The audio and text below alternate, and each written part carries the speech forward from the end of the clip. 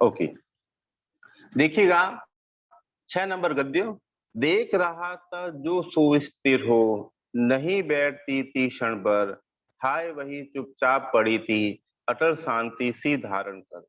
सुनना वही चाहता था मैं, उसे स्वयं ही उकसा कर, मुझको देवी के प्रसाद का एक फूल ही दो लाकर। कविता की शुरुआत ऐसे हुई थी। एक पिता है, उसकी पुत्री बीमार है। जब उसकी पुत्री बीमार है तो उससे कुछ भी कहा नहीं जा रहा अपनी पुत्री पुत्री के लिए, और वो अपनी मन की उत्कंठाएं, मन की आकांक्षाएं व्यक्त करने में असमर्थ हैं। पहले पद में हमने पढ़ा था, उद्वेलित कर अश्रु राशियां हृदय चिताए धधका कर, महामारी प्रचंड वो फैल रही थी इधर उधर। एक बहुत बड़ी महामारी उस समय फैल रही थी, जो बच्चों को ग्रसित कर रही थी, बच्चों में अधिक हो रही थी। क्षीण कंठ मृत वत्साव का करुण रुदन रुदन निर्दान दुर्दांत निदान। अर्थात उस महामारी से क्या हुआ था, चारों तरफ एक मृत वत्साएं, जो व्यक्ति मर जाते हैं और मरने के बाद में उनकी जो उत्कंठाएं होती है, वो मानो इधर उधर घूम रही हो, और भरे हुए था निष्क्रिय शब्द में हाहाकार अपार अशांत। उनके मन के अंदर बहुत अशांति थी। वो कुछ कहना चाहता था लेकिन कह नहीं पा रहा था। क्यों नहीं कह पा रहा था? क्योंकि उसकी जो पुत्री थी सुखिया, वो बहुत बीमार हो गई थी। आगे वाले गद्य के अंदर आया था, बहुत रोकता था सुखिया को, न जा खेलने को बाहर, नहीं खेलना रुकता था उसका, नहीं ठहरती थी वह पल भर। वो कहते हैं, मन में सोच रहे हैं, किसी को कह नहीं रहे कि मैं अपनी पुत्री को मना करता था कि इस बीमारी के समय में बाहर घूमने नहीं जाना है, लेकिन वो मानती नहीं थी, छोटी थी। बुरी आदत नहीं, छोटे बच्चों में आदत होती है खेलने की। मेरा हृदय कांप उठता था, बाहर गई निहार उसे, यही मानता था कि बचा लूं किसी भांति इस बार उसे। वो एक बार बाहर गई, और वो बाहर से जब आई तो वो बीमार होकर आई, उसका स्वास्थ्य सही नहीं रहा।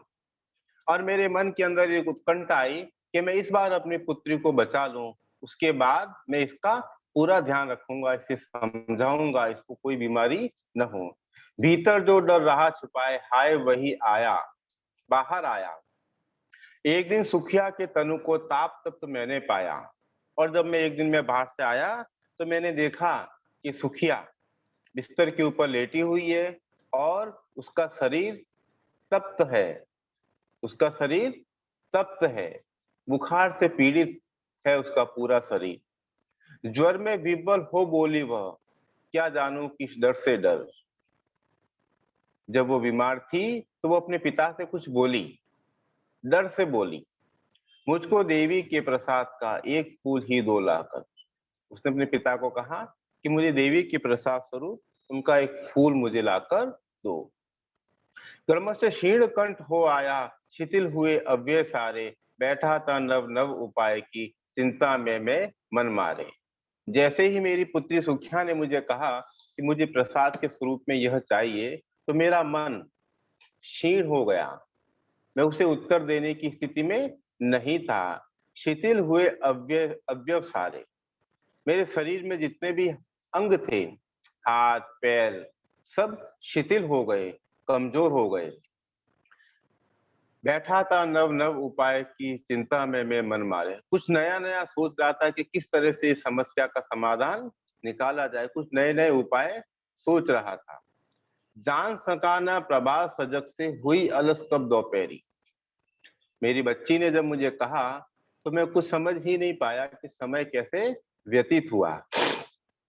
जान सका न प्रभात सजग से, कब हुई अलस कब दोपहरी। अलस बोलते जब धूप ऊपर आ जाती है और जब खत्म होने की स्थिति में आती है, उस समय को अलस कहते हैं। स्वर्ण घनों घनों में कब रवि मतलब खत्म डूबा। मतलब धूप खत्म खत्म मतलब। का मतलब एंड होना, धीरे धीरे।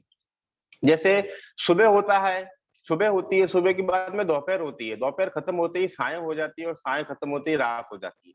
धीरे धीरे दिन चलता है ना।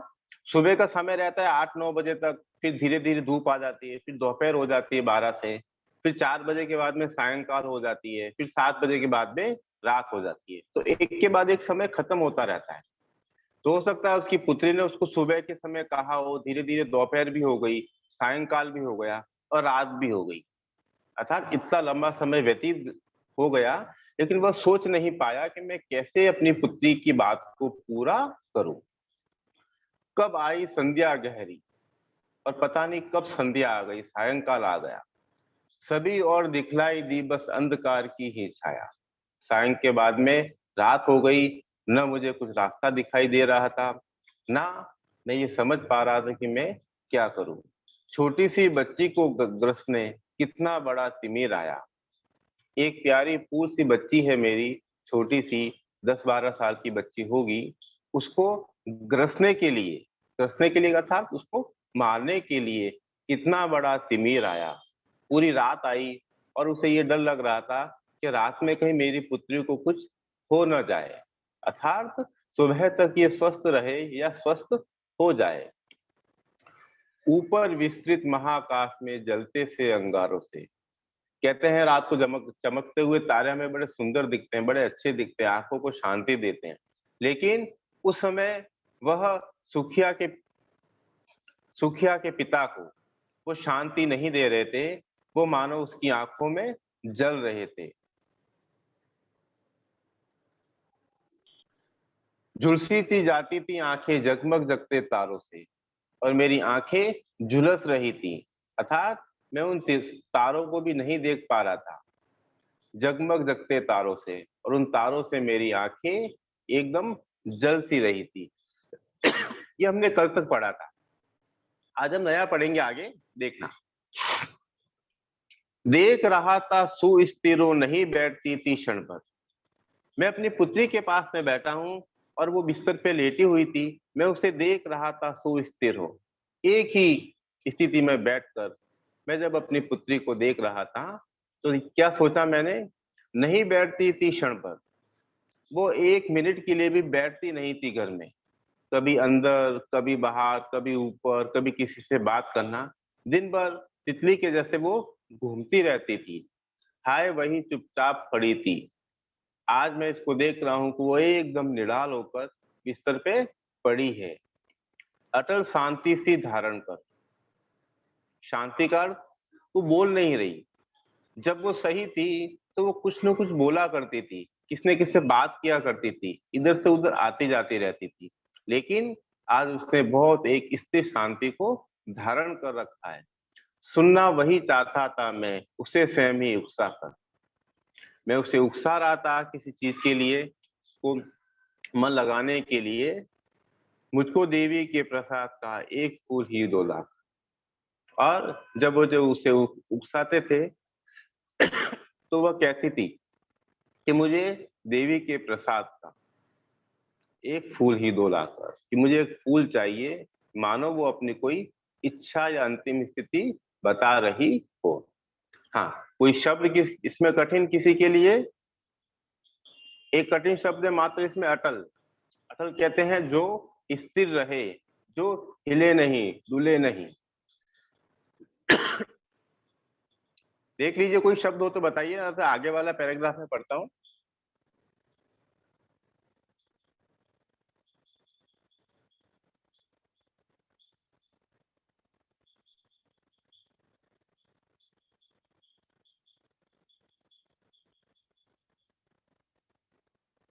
ठीक है, चलिए आगे पैराग्राफ में।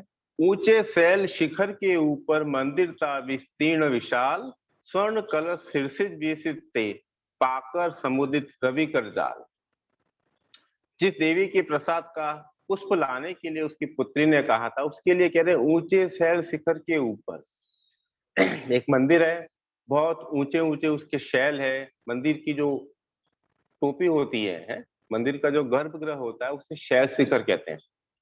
मंदिर था विस्तीर्ण विशाल, बहुत बड़ा विस्तीर्ण मंदिर था, और विशाल का अर्थ हुआ ऊपर। बहुत ऊंचा मंदिर था और बहुत बड़े एरिया में फैला हुआ मंदिर था।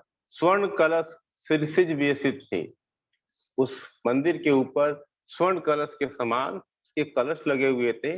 पाकर समुदित रवि कर जाल, सुबह हो चुकी है। पाकर समुदित रवि कर जाल, रवि बोलते सूर्य, कर यानी उसकी किरणें, जाल यानी समूह। सूरज की किरणें जब उस स्वर्ण कलश पे गिरती थी तो वह एकदम प्रकाशित होता था, सोने के समान, दीप धूप से आमोदित था। प्रातः काल का समय है, मंदिर के अंदर दीप पूजा सब कुछ हो रही है, चारों तरफ आमोदित था, खुशबू आ रही है। मंदिर का आंगन सारा, पूरा मंदिर का जो बहुत बड़ा आंगन था उसमें खुशबू आ रही थी, दीप की, धूप की। गूंज रही थी भीतर बाहर मुखरित उत्सव की धारा। गूंज यानी सुनाई दे रही थी, अंदर भी और बाहर भी मुखरित उत्सव की धारा। वहां पे कोई उत्सव हो रहा था, हो सकता है प्रातः काल की आरती हो रही हो या कोई पूजा हो रही हो, उसकी आवाज सुनाई दे रही। भक्त वृंद मृदु मधुर कंठ में गाते थे सब भक्ति मुदमय पाते तारिणी पाप हारिणी माता तेरी जय जय जय।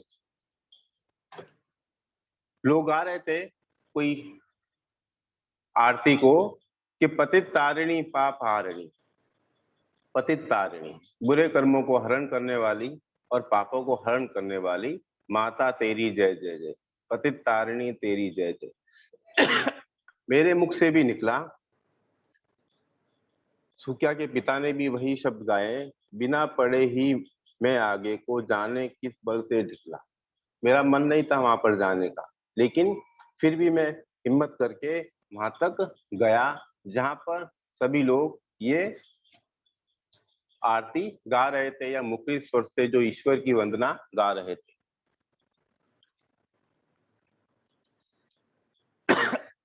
ये 3 पैराग्राफ हो गए हैं। किसी को कोई पूछना है, कोई कठिन शब्द बेटा इसमें?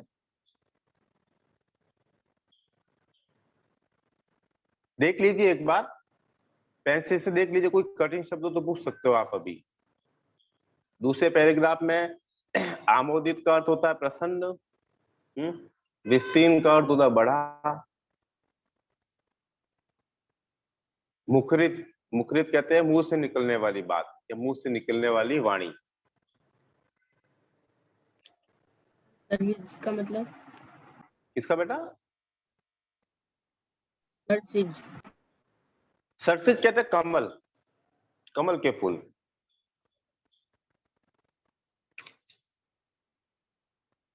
स्वर्ण कलश सोने के कलश के समान और सरसिज विकसित, सरसिज मतलब कमल से सुशोभित, कमल के चित्र होंगे वहां पर, ऊपर कुछ बने हुए स्टेचू, हो सकता है वहां पर कमल का कोई पोट भी हो। ये क्योंकि मंदिर में हम देखते हैं कमल के फूल के चित्र मिलते हैं, कलश के चित्र मिलते हैं। और कोई प्रश्न किसी का? नहीं, चले आगे।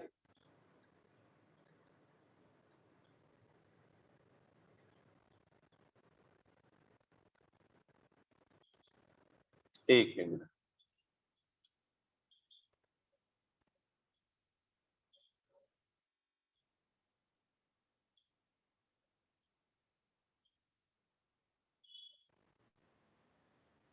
हाँ, मेरे दीप फूल लेकर वे अम्बा को अर्पित करके दिया पुजारी ने प्रसाद, जब आगे को अंजलि भर के भूल गया उसका जट लेना,